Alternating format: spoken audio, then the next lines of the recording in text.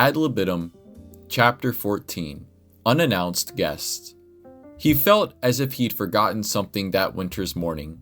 It wasn't that he'd forgotten to meet up at the town library and study until his brains fell out. As far as that plan was concerned, Paulo had it covered and was keeping to his word like he promised. That's why he was up so goddamn early this morning, just as he had been about every weekend since the study sessions became a thing. It'd been several weeks since they enacted the plan. It was unchanging, uncompromised. Every weekend, the town library, early, unfailing. Just Sue and himself, and several weeks worth of study to keep up with in a relatively short period of time, not including the short reprieves there were open when he was needed to fill a shift at Burgertron. This had become his life since reuniting with his friends again. No, there was simply no way he could forget anything to do with the plan. As tempting as it was to try and push the barriers in various directions, he dared not test Sue's patience. Absolutely uncompromised. He yawned loudly over the kitchen sink as he washed up from breakfast that morning. Alone, for that matter. His father hadn't stuck around. It wasn't completely unnatural. He normally went out on a weekend, but it was unusual that he'd left much earlier that morning for a road trip to the next town over some few miles away. Paulo may have heard something been said about his grandmother and the reason for the trip from his father once he finished his portion of breakfast. He drew a blank. He couldn't remember the intricate details. He hadn't woken up completely. From what he did know, she hadn't kicked the bucket, so he wondered if it really could have been anything important. Of course it was important. He felt some concern. He should have involved himself more. Family was one of the things that mattered, even if it were rare for his extended family to ever come by. Anything to do with grandma was uncommon. That was the way things were. If he was just a little more awake, he might have attempted to try and persuade his dad to take him along as well. Then again, he wondered, the last time they went, it wasn't at all productive. His dad probably thought it was better if his son went to study sessions with his friend like he planned to. It would have been a good excuse to miss out on study this week, but Paulo's great escape didn't happen this time either. He closed his eyes and sighed deeply in disappointment. He opened them just long enough to catch him just a split second from falling into the sink. This was starting to feel dangerous, he'd realized. Fatigue had been building from doing this every week in and out. A day to himself would be nice, but it wouldn't be today, he thought again. He brought a wet hand up out of the sink and across his face. That didn't make him feel any more awake. His eyelids began to droop again. He needed more. He let the tap run and collected water between his hands and threw that back into himself, and immediately became an icicle. Cold! He yelled. He'd forgotten exactly how long it took for the sink to warm up that morning. His hands were freezing. How didn't he notice how this was going to go? God, he felt like a total disaster. He brought the apron against himself and asked himself what deity he pissed off to warrant such a bad turn of events from the get-go. But he was awake now, for better or for worse. It would take some real getting used to, he admitted, the whole waking up before 9 o'clock thing. One of the many sacrifices and changes Sue deemed necessary for him to show he was serious, and for her to continue helping him. Early to rise and early to bed, he remembered Sue telling him. Completely detestable, a voice in his head echoed, likely from the old Paulo who moaned a lot, along with a strong protest to call it quits and get ready to go back to bed. The thought of that rang bells in his head. He strongly considered it and started to feel sleepy again. He caught himself, shook his head and cursed his other self into the corner. The desire to graduate was stronger. He was not going to blow off the arrangement. Things were getting better. Getting up earlier was a sacrifice that had to happen. And time was something they desperately needed, not something the other him would have loved to hear, but surely they understood the accomplishment deep down. He hoped his father too would notice at some stage the gains he'd been making. He returned to the task at hand and took a moment to think back to the arrangement. He had to admit he had a brief expectation the others would join them at some stage, but this hadn't been the case, and for nothing short of a few reasons between them as Sue explained the week before when he asked. The main reason, and quite simply, Sue found it easier to do one-on-one sessions. This let her focus more of her attention on him and getting him up to speed.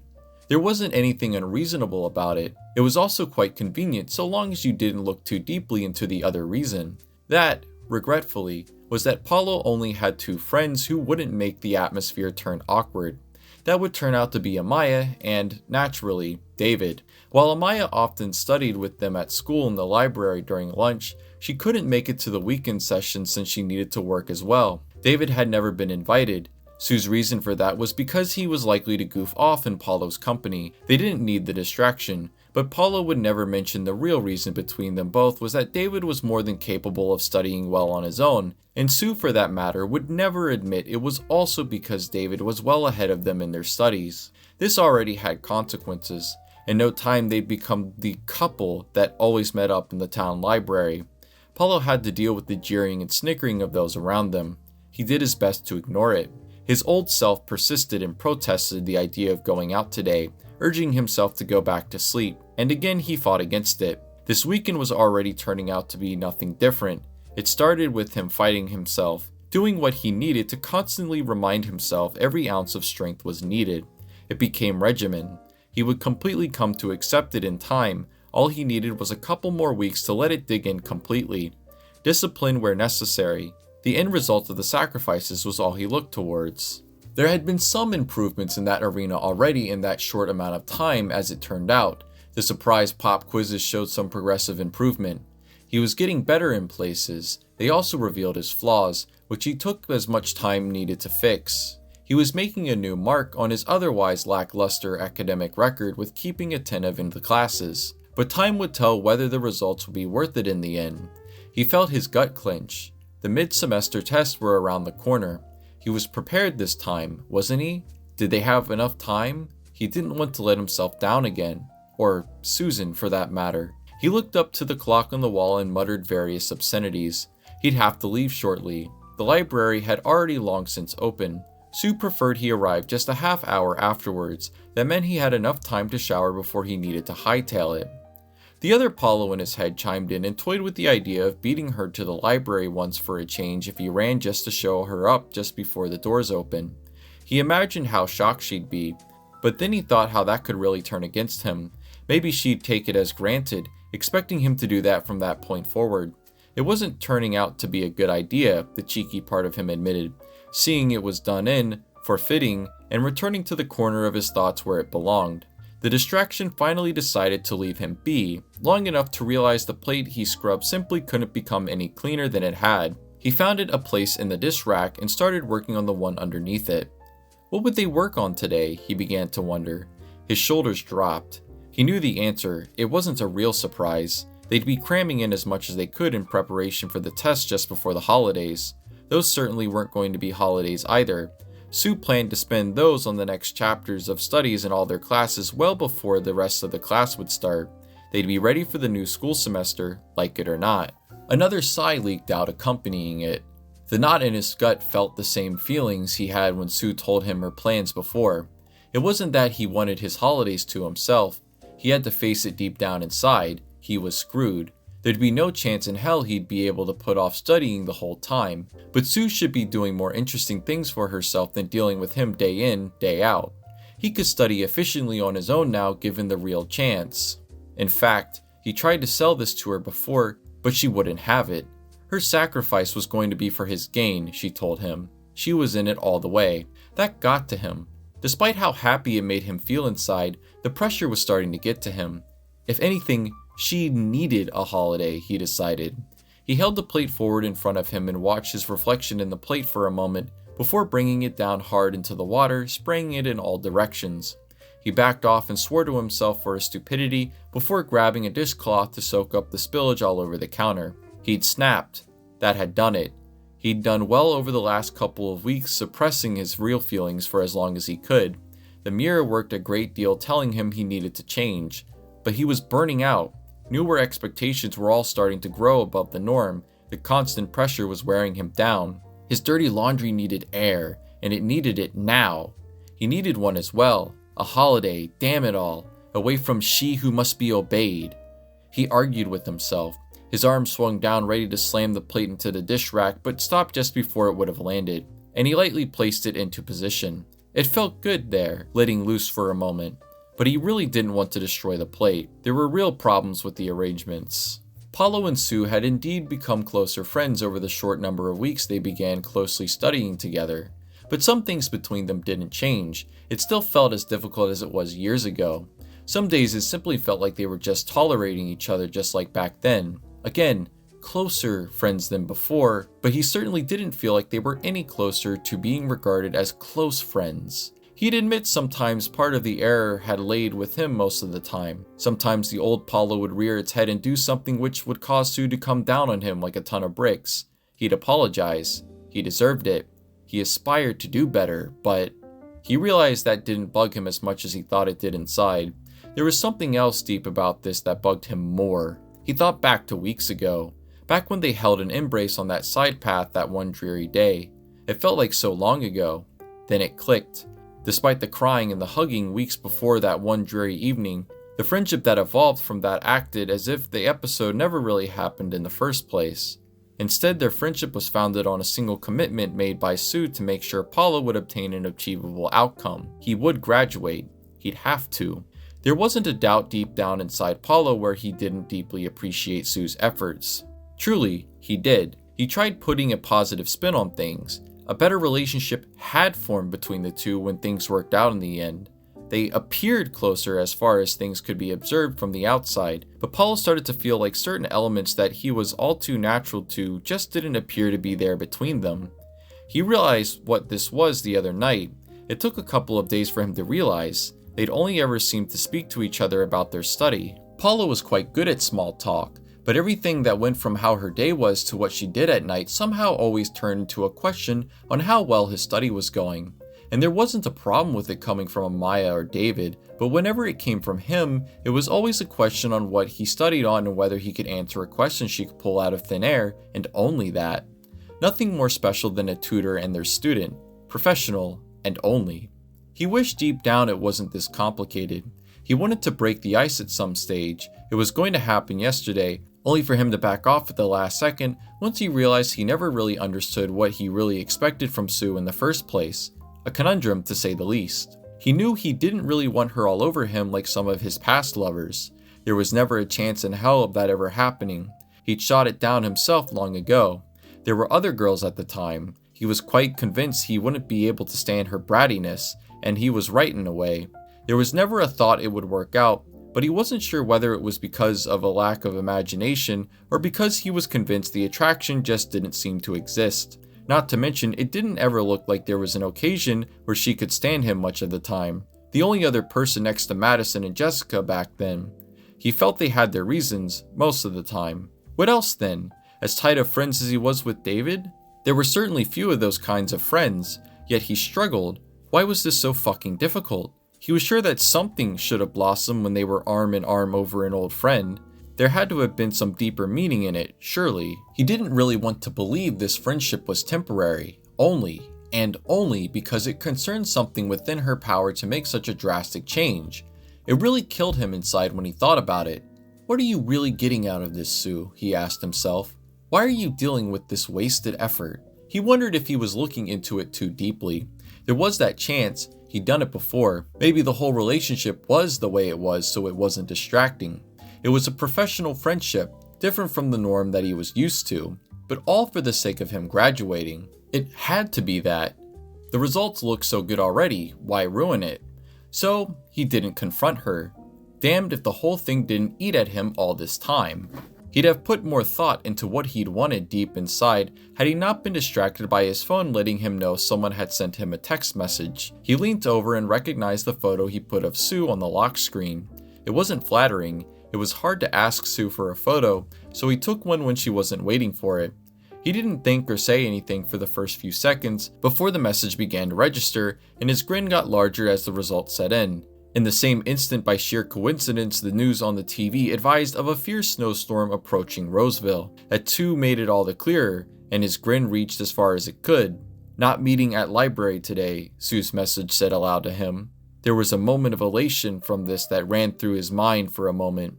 Was this good karma? It was! It's a holiday, it rang back from inside himself. Today would be too dangerous for them to meet up at the library. It was likely they'd be sent home even if they tried. They wouldn't go to each other's houses because who knows how long it would last for. A holiday! Paulo processed it again in his mind. His heartbeat grew louder. It'd been far too long. What could he get up to? As if a revelation, the ideas began to roll in immediately. Oh, they were boundless. But it was already 8 a.m. There was only so much time left in the day. Think of all the things he could catch up on. He could catch up on all the old comics David left. He shook his head. What? Really? He asked himself. He'd read all those almost 100 times on his own already long before. He tried to think of something else. Oh, he thought, how about that library book he rented that week? Actually, no, he wanted a break from reading. He thought about it again. He needed something more entertaining. He could go skateboarding. Oh, for crying out loud. He grew tired with all these boring ideas. There was no chance in hell he could go skateboarding with that storm rolling in. God, was he stupid? He didn't want his father to worry about him. It was safer indoors. But there was a problem. There really wasn't all that much he could do indoors. He had a laptop. Maybe he could start playing the games Sue had been showing him. He stopped and thought about it. He surely couldn't. He couldn't possibly do that. That would be breaching the agreement they made. He knew enough of the game to be able to start playing it. But, hell, what if she found out? Could he play it without her knowing? His head hurt. For a day of relaxation, he was already stressing over it. A warm shower to start with would help jumpstart ideas, he believed, though it would have to happen now, or he'd have to give up on the idea once the snowstorm hit. The hot water system in his house worked, but it wouldn't survive the cooler elements of the storm unless he wanted what could just barely pass as a lukewarm shower. The pipes weren't as well insulated, neither was most of the house. The washing was done. He pulled the plug and let the water drain as he turned back towards the living room and made his way up the stairs to the next floor. The floorboards underneath him creaked under his weight. He never usually paid attention to them. He's grown used to it. Everything felt thin, even the walls. He couldn't ignore the wind picking up outside either. If he was going to have the bare minimum of a luxury to match the morning, he would need to get it started now. A pause was necessary when he stood in the bath and turned the hot water on. Paulo preferred to wait a few seconds for the water to warm up before finally going under the jet stream, but that was too soon. He'd momentarily forgotten something critical about the boiler during winter, and shrieked as ice-cold water caught him off guard down his back. He leapt forwards, slowly returning to the warm water again. Embarrassing, to say the least. What a silly display. He'd die if anyone else was in the house at the time. Reliable hot water was a luxury he couldn't afford, much like everything else in this decrepit house. He hated it. He felt he and his father deserved better. He returned under the stream. Thoughts turned to what they could do to fix the problems that plagued their life. He didn't get too far. Once the water began to massage into the back of his skull, the world's problems rolled off him like the very same droplets. This was nirvana. Today would be the best day of his life. All right, just a minute. I'll be down, Paulo called out. Unbelievable. Unbelievable that it had happened. Completely unbelievable that he'd heard it from the shower. But it did to no surprise. Another perk of the household. Funny enough, if anything hit the front door, say, someone knocking on it, as it happened just now, it would travel through most of the household. He swore under his breath. He twisted both taps until the water stopped. He hadn't been there for at least longer than 15 minutes. Although, this might have been for the better. His father would have likely flipped at being in there for so long. Were he home, it was a good time as any to get out. Paulo yelled back as loud as he could again towards the front of the house while he quickly set to work on drying himself off. He hoped maybe there was a chance his voice would penetrate the walls in the same way the door does back, but it didn't seem to. The rapping on the door had changed from light knocking to almost sounding like someone throwing themselves up against it. He wrapped the towel around himself and charged his way back through the house down the stairs, too concerned about who was trying to destroy his front door to notice he was already starting to shiver about how cold it had gotten, despite being naked, dripping wet and behind a towel. He noticed the impracticality by the time he reached the front door. It'd be far cooler outside, but too late now. "Who the hell is it?" he demanded. "It's me! Can you let me in?" He heard a familiar voice from the other side of the door. His heart dropped. There was a moment of disbelief. Then he let out a groan under his breath. It couldn't have been. No, what in the hell was she doing here? What shitty luck, he thought. Can it wait a few minutes? He yelled back through the front door. I've just had a shower and I'm not decent. There wasn't an answer for a second. It's fine, I won't look, just let me in, quickly. God, the relationship couldn't get more awkward than this. This was so not going to happen so long as he drew breath. Can you just give me a... He tried to ask, but Sue screamed over him from the other side of the door. I'm serious, just let me in already. It's right behind me. It? What was it?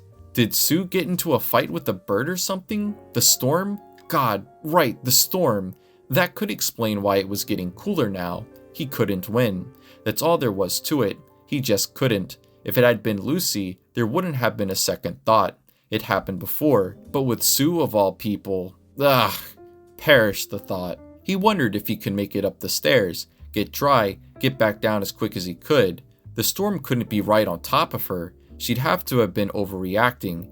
Yeah, that had to be it. She was like that. There's enough time for him to get dried off and dressed. He turned to the stairs but stopped after a step. What if she wasn't? Sue was hard enough to deal with when she was pissed off, even more so when all the wrath was directed solely at him.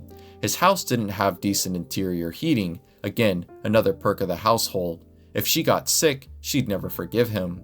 He just didn't think about it. In one quick motion, he swung the front door open to see Sue standing on his front porch with her hands covering her eyes and nothing behind her. The front yard and the road just seemed to disappear into white for miles. He felt his heart miss a beat as soon as he saw it. He didn't need to think to do anything else. The rest just happened as if instinct. He reached out and grabbed Sue's arm and threw her into the house behind him. He thought he heard her lose her footing and fall into the carpet. He didn't have time to check, as his body instead twisted back to the door just long enough to see the wall of white coming ever so closer towards the footstep into the house. Never mind the cold, his heart froze on the side of the wall alone. He slammed the door in response with such force he fell backwards. The next second, the wind slammed against the house with an almighty boom. All the while, Paulo sat there, awestruck at what he just saw. He waited until he could feel certain parts of him unfreeze, his heart being the more important of them. He remembered and turned his head to Sue. Are you okay?" he asked. Sue had rolled around when he threw her inside. She hadn't moved a muscle since she'd stopped. In fact, she faced away from him with her hands covering her face. "Sue, what are you..." "I'm covering my face, isn't it obvious enough?" she yelled back. "Why are you still here, perv?" He'd forgotten he was still on a towel. He said nothing. He didn't bother to try and help her up. Instead, he'd sidestep her and make his way upstairs. "I'll be back," he yelled back, before going straight into his bedroom and slipped the door shut behind him. He had to admit, it could have all gone along worse. He furiously worked into his fur with the towel. So much for the holiday, he lamented to himself for a short moment. He pulled clothes out of his cupboard. It was common for both species to wear clothes depending on the day or the occasion. It's just how things were. Winter was one of those special seasons where Paulo was likely to wear something despite the thickness of his fur.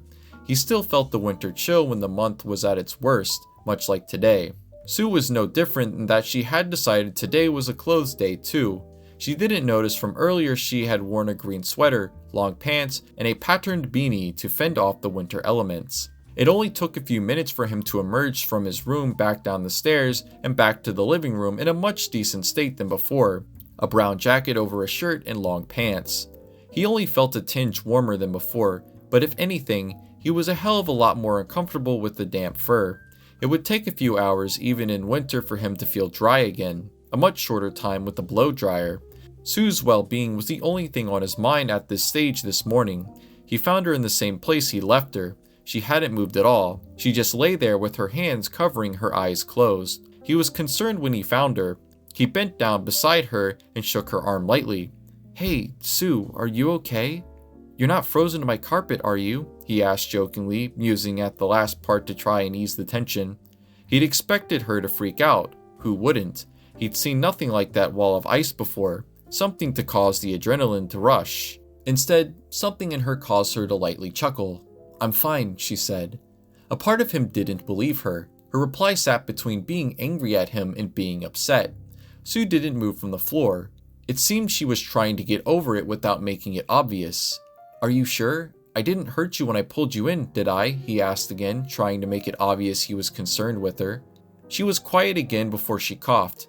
"It's all right," she said again, recomposed. "As unexpected as that was, I was just scared. For a moment there, I thought I was going to die." "Yeah, well, if I'd only been a second later," he sighed. He wasn't going to tell her he almost made it 5 minutes. Geez, Sue, what were you thinking walking here with that coming in?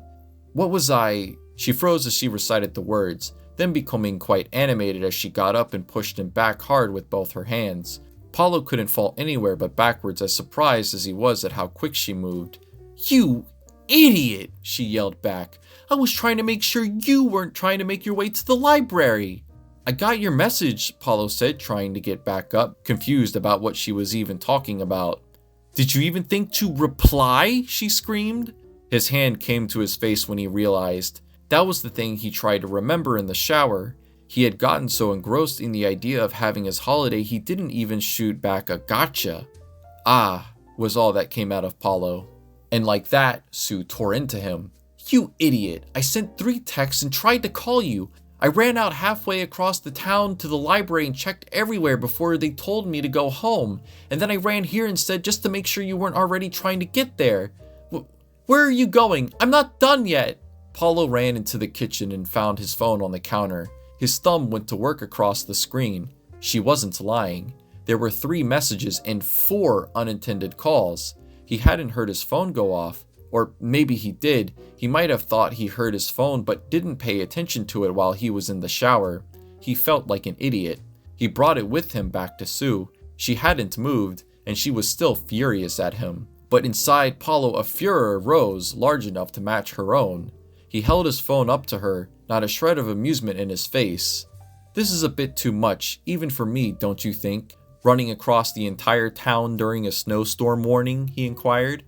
I was worried. I'm responsible for making sure you were safe between here and the library. Paulo felt confused. No, you're not. I'm not a kid. The library isn't that far away from here. You of all people know that. I could have made it back long before it even hit. The math was a no-brainer. Between both their houses, Sue's was more of a distance from the library. This isn't about that. I didn't know whether you were going to the library or hanging back at home. I didn't know. It's my arrangement and my responsibility. I needed to make sure you were accounted for, she argued back.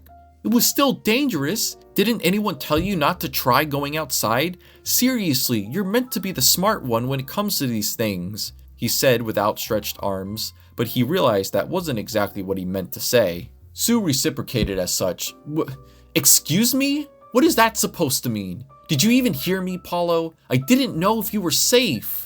Stop treating me like I'm helpless. Even before I would have walked outside, I would have seen the storm. What if you didn't make it to my house? You could have been seriously hurt. I can't believe you, of all people, are seriously trying to lecture me about risk-taking. When did I ever do something as bad as this? He asked. Sue's eyes narrowed right onto him.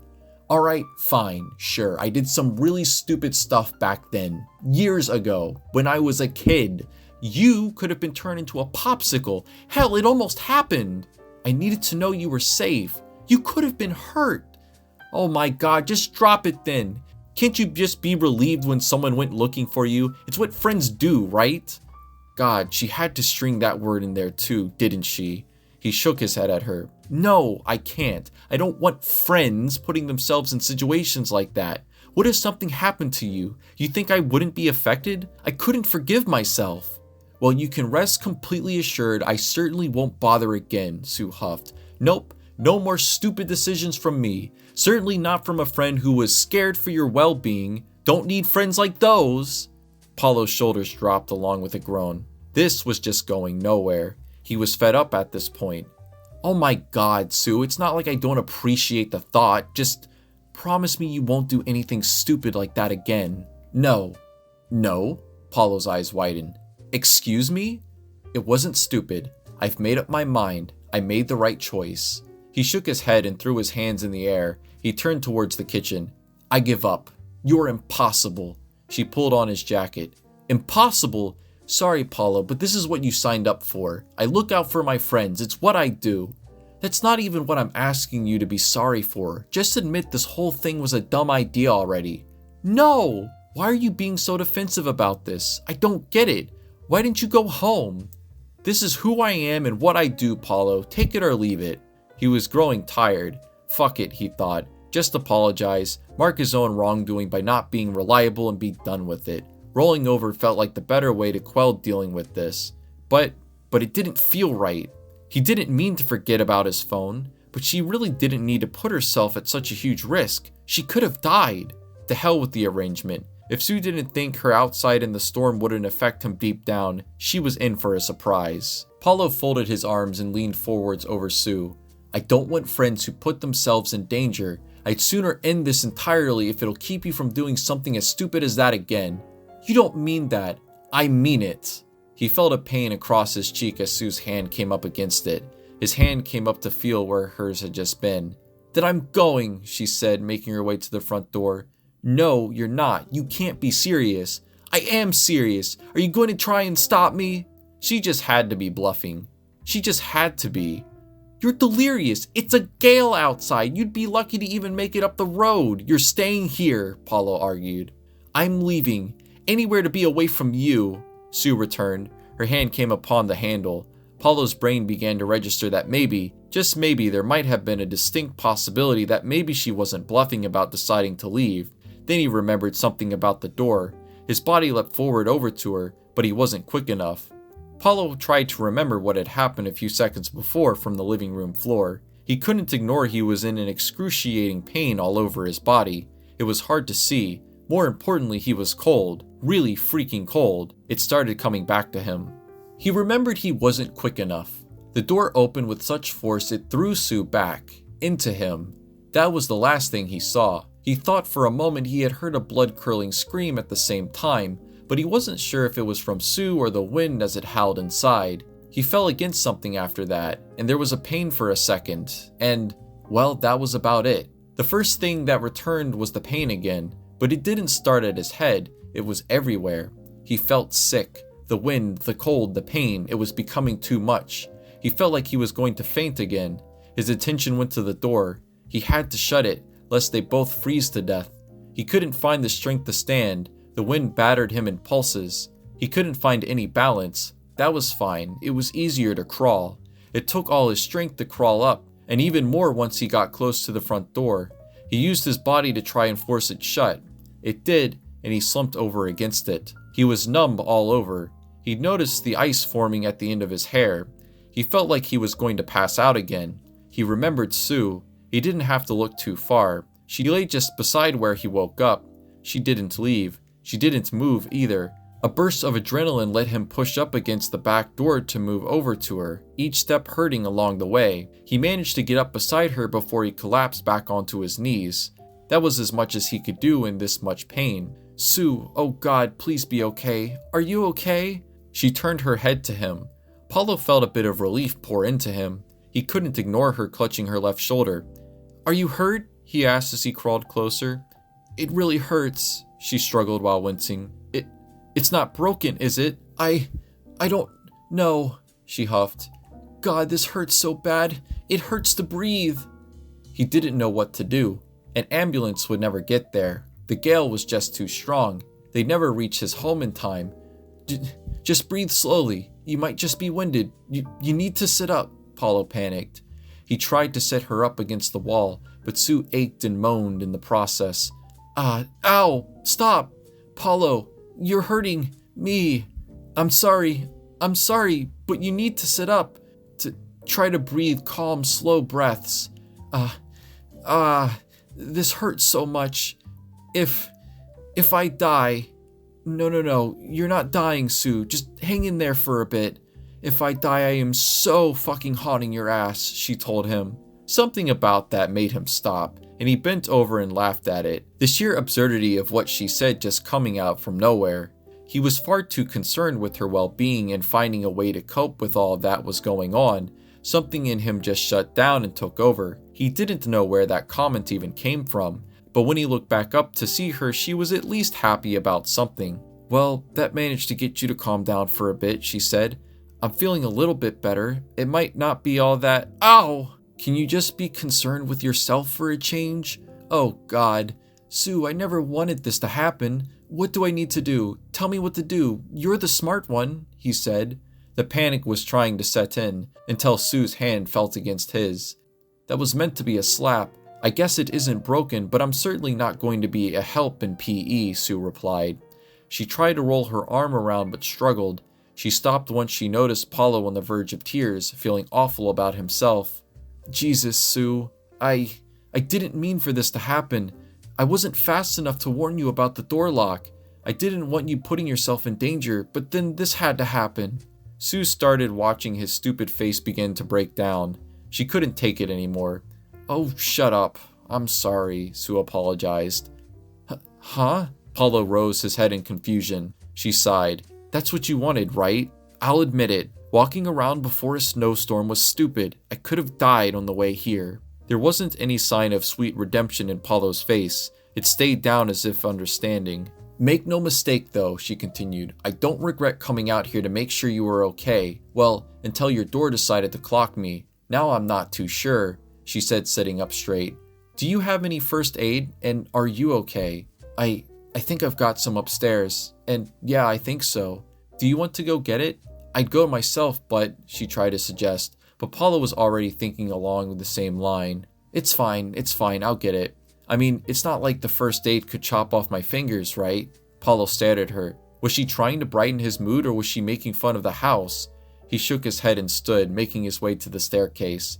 I'll be back shortly. Hey, this cabinet won't suddenly come to life and eat me, right? Oh my god, my house is old, it's not a death trap, he called back over his shoulder, though he couldn't have been too sure.